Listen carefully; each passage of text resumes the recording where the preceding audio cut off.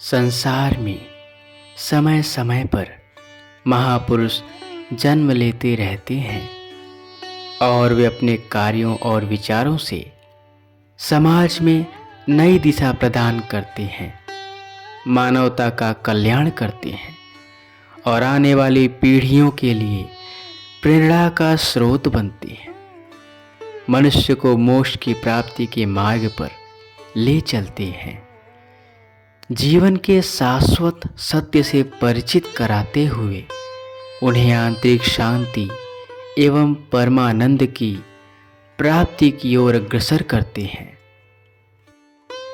उनमें से एक महापुरुष हैं भगवान महावीर स्वामी, और अब हम आपको उनके अद्भुत जीवन परिचय से अवगत कराएंगे। भगवान महावीर स्वामी का जन्म 2600 वर्ष पूर्व वैशाली गणराज्य के कुंडलपुर कुंडा ग्राम में इक्ष्वाकु वंशीय क्षत्रिय कुल में हुआ था। उनके पिता राजा सिद्धार्थ व माता त्रिशला थी। महावीर स्वामी को कई नामों से जाना जाता है, जैसे वीर, अतिवीर, महावीर, और उनके जन्म का नाम वर्धमान था। उनके जन्म के अवसर पर कुंडा ग्राम में हर्ष और उल्लास छा गया। राजमहल को फूलों से सजाया गया। वर्धमान की आने की खुशी में पूरे कुंडा ग्राम के लोगों ने अपने अपने घरों में खुशियां मनाईं। राजा सिद्धार्थ ने सभी ग्रामवासियों को दान दिया, गरीबों को भोजन और वस्त्र का वितरण किया। धीरे धीरे बालक वर्धमान बड़े होने लगे। गुरुकुल में उनकी शिक्षा का प्रारंभ हुआ। गुरुकुल के सभी शिष्यों में वर्धमान का अद्वितीय साहस और पराक्रम और ज्ञान प्राप्त करने की तीव्रता को देखकर गुरुजी बहुत प्रसन्न हुए। उन्होंने तत्कालीन प्रचलित सभी शास्त्रों और कलाओं का गहन अध्ययन किया। वे वेद, उपनिषद, दर्शन शास्त्र, ज्योतिष और अन्य लौकिक विद्याओं में निपुण हो गए थे। राजकुमार होने के नाते वर्धमान को तत्कालीन सभी प्रकार की शिक्षाएं दी गईं। उन्होंने धनुष बाण चलाने, युद्ध कला और विभिन्न शस्त्रों का अध्ययन किया। वे बचपन से ही बुद्धिमान, शांति स्वभाव के और चिंतनशील थे। हालांकि उनका मन सांसारिक शिक्षाओं से अधिक आध्यात्मिक विषयों में लगता था। शास्त्रों में वर्धमान के बाल्यकाल की कुछ प्रमुख घटनाएं हैं, जिनमें से एक है सर्प पर विजय। कहा जाता है एक बार वर्धमान अपने मित्रों के साथ खेल रहे थे, तभी एक विशाल और विषैला सर्प उनके रास्ते में आ गया। सभी बच्चे डरकर भाग गए, लेकिन वर्धमान निर्भीक होकर सर्प के पास गए और उसे अपने वश में कर लिया। उन्होंने सर्प को उठाया और कुछ दूर फेंक दिया।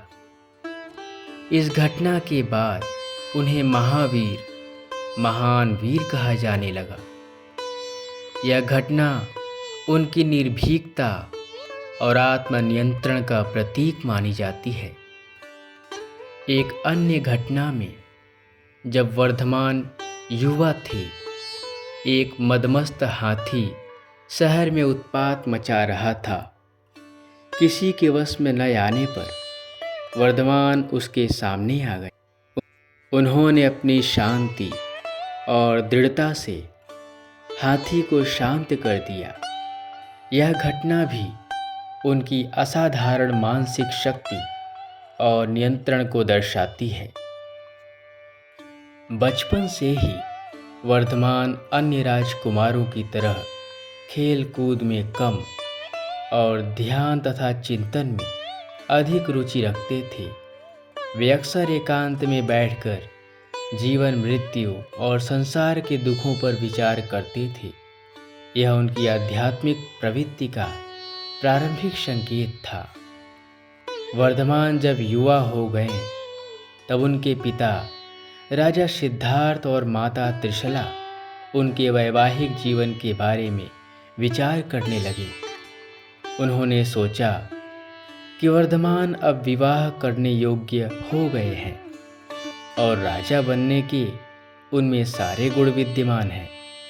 विवाह के पश्चात उन्हें राजा बनाकर राजपाट सौंप देंगे और हम दोनों जीवन का शेष समय ईश्वर की भक्ति और चिंतन में व्यतीत करेंगे।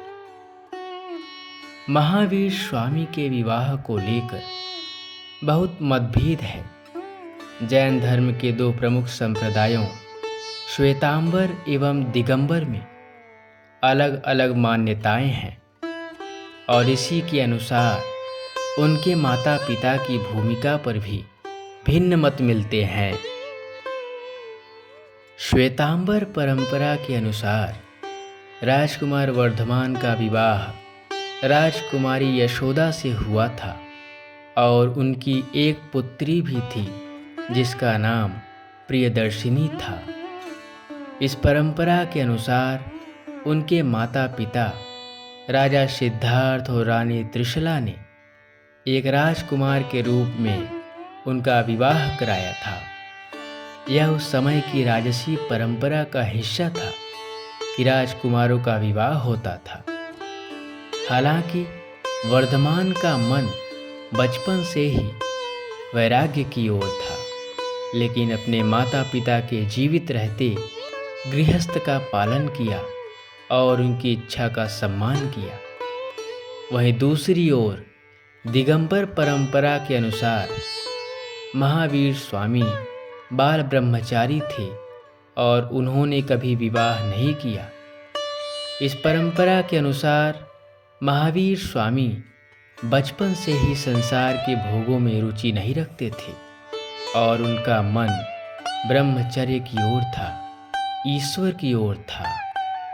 यदि इस परंपरा को माने तो उनके माता पिता ने शायद विवाह का प्रस्ताव रखा होगा, लेकिन महावीर स्वामी ने अपनी आंतरिक इच्छा और वैराग्य के कारण विवाह करने से मना कर दिया होगा।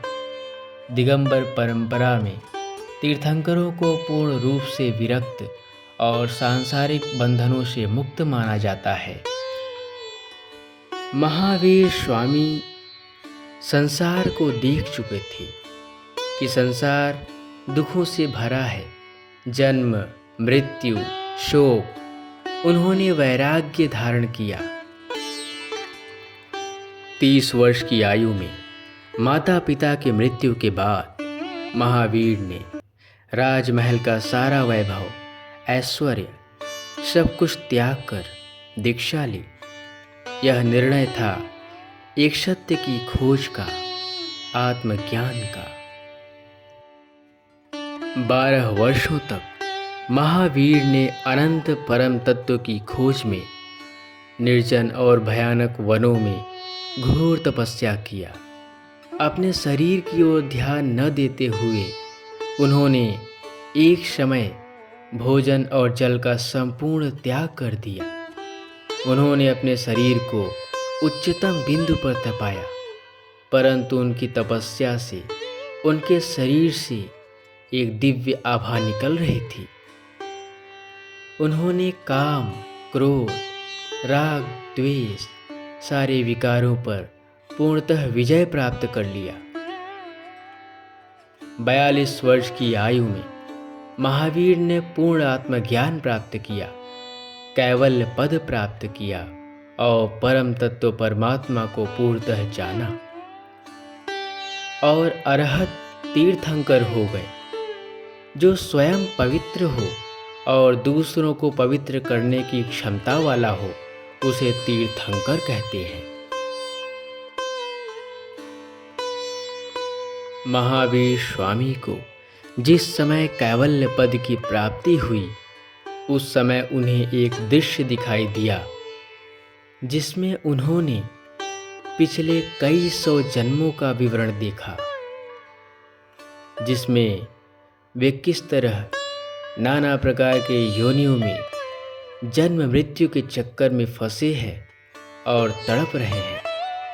शास्त्रों में महावीर स्वामी के पिछले केवल 27 जन्मों का विवरण मिलता है। इसमें पहला जन्म लकड़हारा के रूप में हुआ था। जंगल में लकड़ी काटते समय वह लकड़हारा जंगल के रास्ते कुछ साधुओं के समूह को उधर से जाते हुए देखा। उस लकड़हारे ने ऐसे लोगों को अपने जीवन में पहली बार देखा था। बहुत देर तक वो उन्हें देखता रह गया, जिसके पुण्य फल से अगले जन्म में कुछ साधुओं को भोजन कराया और सेवा किया। साधुओं की सेवा के फलस्वरूप उसे भगवान की भक्ति के बारे में ज्ञान प्राप्त हुआ और वो धार्मिक हो गया। आगे चल के किसी जन्म में हाथी हुए, एक जन्म में सिंह हुए जो पूरे जंगल में तहलका मचा रखा था। ऐसे कई योनियों में जन्म मृत्यु के चक्कर में फंसे रहे। फिर एक जन्म में राजा हुए। इसी प्रकार कई जन्मों के पश्चात अंतिम जन्म 27वें जन्म में तीर्थंकर महावीर स्वामी के रूप में अवतरित हुए और संसार में परमात्मा का ज्ञान फैलाया। स्वयं पावन और दूसरों को पावन करने की क्षमता वाले तीर्थंकर हुए। एक बार महावीर स्वामी एक वृक्ष के नीचे ध्यान में बैठे थे। तभी वहाँ एक चारवाहा अपनी गायों को चराने के लिए वहाँ लाया और अपनी गायों को चरता हुआ छोड़कर महावीर स्वामी से कहा, कृपया आप हमारी गायों को देखते रहें, कहीं भटके ना, हम अभी कुछ कार्य पूरा करके आते हैं। इतना कह के वो चरवाहा वहाँ से चला गया। महावीर स्वामी तो ध्यान में थे, उन्हें कुछ सुनाई नहीं दिया। इतने में गायें चरते चरते न जाने कहाँ चली गईं और वह चारवाहा वहाँ आया तो देखा गायें नहीं दिख रही थी। उसने महावीर स्वामी से पूछा, किंतु उन्होंने कोई उत्तर नहीं दिया। वो चारवाहा बहुत परेशान हो गया और चारों तरफ अपनी गायों को ढूंढने लगा। कुछ देर बाद वो वापस वहीं पर आ गया जहाँ पर वो गायों को छोड़ के गया था। महावीर स्वामी वहीं पर ध्यान में बैठे थे और गायें भी वापस वहीं पर आ गई थी। जब उस चरवाहे ने गायों को वहाँ पर देखा तो महावीर स्वामी के ऊपर बहुत क्रोधित हुआ और आग बबूला होकर बोला, तुम जानते थे कि गाय यहाँ पर हैं, पर तुमने बताया नहीं, बहरा बन के बैठे हैं। उसने एक कुसा उखाड़ा और महावीर स्वामी के कान में कुसे की कील ठोक दिया और उसका बाहरी हिस्सा काट दिया ताकि कोई व्यक्ति उसे निकाल ना पाए। महावीर स्वामी को असहनीय दर्द हुआ। कुछ समय बाद महावीर स्वामी के भक्त वहां आए। उन्होंने सणसे से खींचकर उस कुसा को निकाला।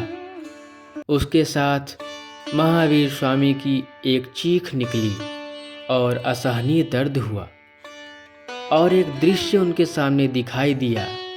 एक आवाज आई, आप पूर्व जन्म में एक राजा थे और एक निरपराध व्यक्ति को आपने खड़े होकर उसके कान में कील ठुकवाई थी।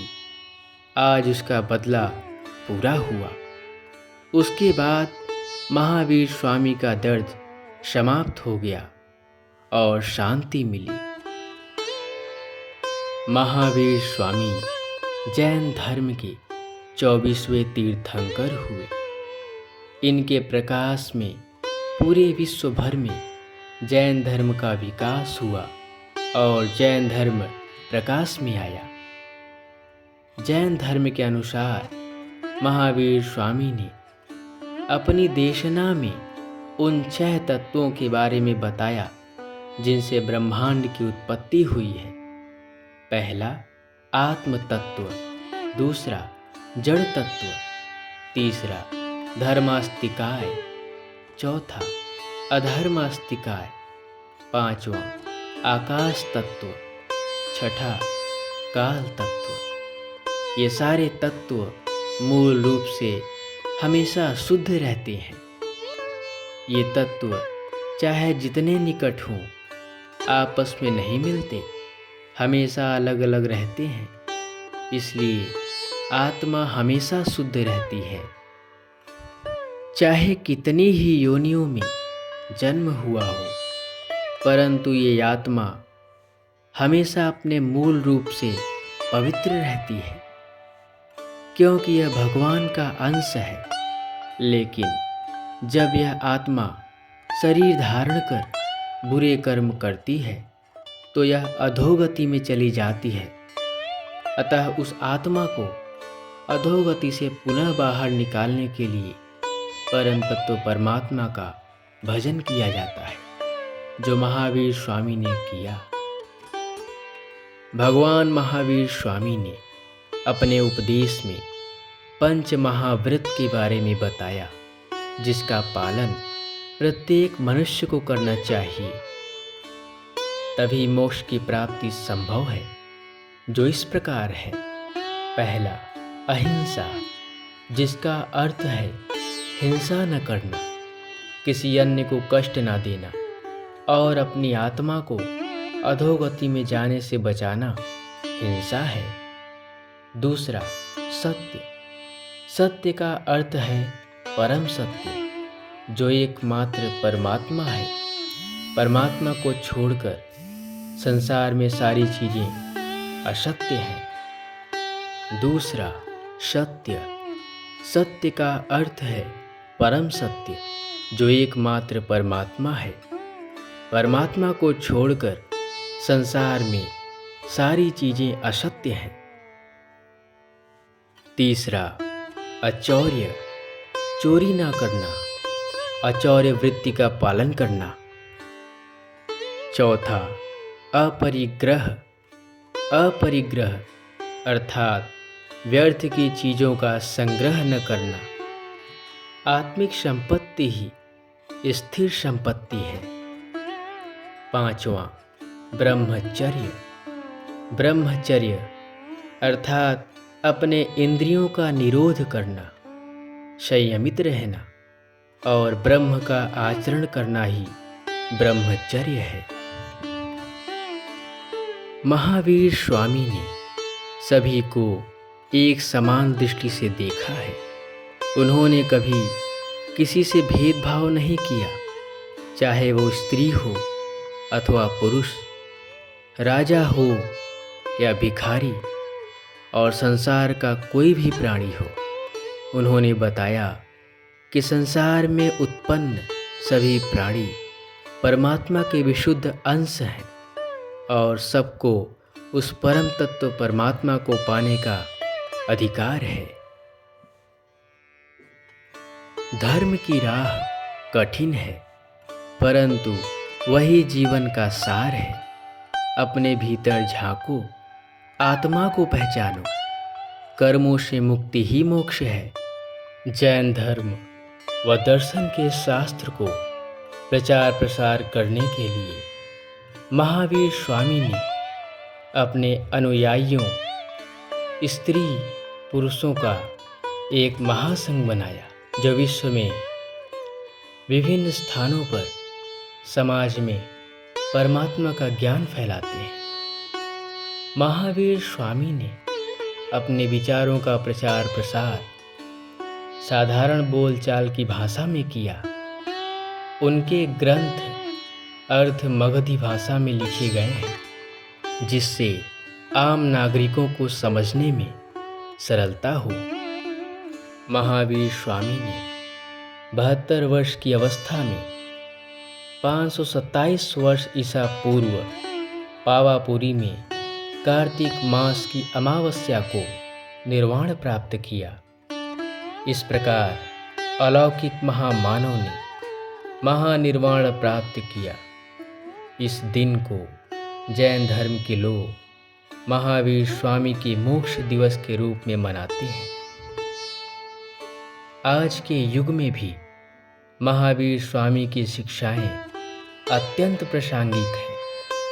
जब दुनिया हिंसा, लालच और द्वेष से जूझ रही है, महावीर का मार्ग ही शांति और समरसता का मार्ग है। भगवान महावीर के जीवन से हमें यह शिक्षा मिलती है कि आत्मा की शक्ति अनंत है। अपने भीतर झांको और सत्य को पहचानो और अपने जीवन को उच्चतम लक्ष्य मोक्ष की ओर ले जाओ। जय जिनेंद्र, जय महावीर।